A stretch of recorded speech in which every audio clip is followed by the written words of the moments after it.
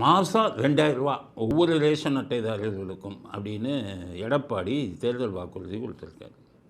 ஏற்கனவே ஸ்டாலின் மாதம் 1000 ரூபாய் ஒவ்வொரு மாதமும் ஒவ்வொரு ரேஷன் அட்டைதாரர்களுக்கும், அது மாதிரி இப்போ எடப்பாடி எல்லா அட்டைதாரர்களுக்கும், அதாவது கஷ்டத்தில் இருக்காங்க, பிளாட்ஃபார்மில் இருக்காங்க, வீடு இல்லாமல் இருக்காங்க, ஏழைகள் சாப்பாடுக்கு இல்லாமல் இருக்காங்க, அவங்கள மாதிரி ஆளுக்கு மாதம் 1000 ரூபா 2000 ரூபா கொடுக்குறீங்கன்னா கரெக்டு.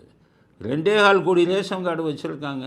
இப்போ பணக்காரவங்க கூட ரேஷன் கார்டு வச்சுருக்காங்க, கார் வச்சுருக்கிறவங்க கூட ரேஷன் கார்டு வச்சுருக்காங்க, சொந்த வீடு வச்சுருக்கிறவங்களுக்கு கூட ரேஷன் கார்டு வச்சுருக்காங்க. அப்போ இந்த 2.25 கோடி பேருக்கும் பணம் 2000 கொடுக்க வேண்டியது ஒரு பணக்காரர்களுக்கு ஒரு வசதி, கொஞ்சம் அடிப்படை வசதி இருக்கிறவங்களுக்கு கூட இந்த ரேஷன் கார்டில் மாதம் 1000 ரூபா 2000 ரூபா கொடுக்குறது இது சரியான விஷயமா? அரசியல்வாதிகள் திருந்த வேணாமா? 2000ங்கிறீங்க, என்னாச்சு 2.25 கோடி, அப்போ ஒரு மாதத்துக்கு என்ன ஆகுது? 4000 கோடி, வருஷத்துக்கு 48,000 கோடி. ஆக 10 லட்சம் கோடி கடனை வச்சுக்கிட்டு ஒரு வருஷத்துக்கு 50,000 கோடி இனாமாக கொடுத்தீங்கன்னா இது எப்படி? எனக்கே புரியல. அரசியல்வாதிகள் நாட்டை ஆள வருவங்க இப்படி ஏற்கனவே இதில் கடனில் தத்தளிக்கிறதுல நீங்கள் ஜெயிக்கணுங்கிறதுக்காக இப்படி ஒரு அறிவிப்பு தேவையா? அதை விட இன்னும் மோசமானது என்ன தெரியுமா? போக்குவரத்து துறை பஸ்ஸு. ஸ்டாலின் வந்துக்கிட்டு லேடிஸுக்கு பூரா பஸ்ஸு ஃப்ரீன்ட்டார்.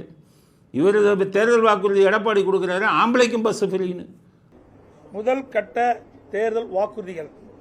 வாக்குறுதி எண் 1, மகளிர் நலன் குல வழக்கு திட்டம்.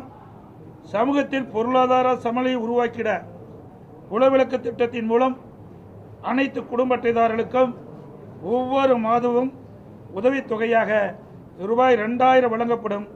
இத்தொகை குடும்ப தலைவியின் வங்கி கணக்கில் செலுத்தப்படும். வாக்குறுதி எண் 2, ஆண்களுக்கும் மகளிருக்கும் கட்டணமில்லா பேருந்து பயண திட்டம். நகர பேருந்துகளில் பயணம் செய்யும் ஆண்களுக்கு கட்டணமில்லா பேருந்து பயண திட்டம் செயல்படுத்தப்படும். ஏற்கனவே நடைமுறையில் இருக்கும் நகர பேருந்துகளில் பயணம் செய்யும் மகளிருக்கான கட்டணமில்லா பேருந்து பயண திட்டம் தொடர்ந்து செயல்படுத்தப்படும். அப்போ அது எல்லாத்துக்குமே பஸ்ஸு ஃப்ரீனா பஸ்ஸு என்ன? ஏற்கனவே 60,000 கோடிக்கு மேலே நஷ்டத்தில் இயங்குது போக்குவரத்து துறை. அங்கே வேலை பார்க்குற போக்குவரத்து தொழிலாளருக்கு பென்ஷன்லாம் கொடுக்காமல் இருக்குது.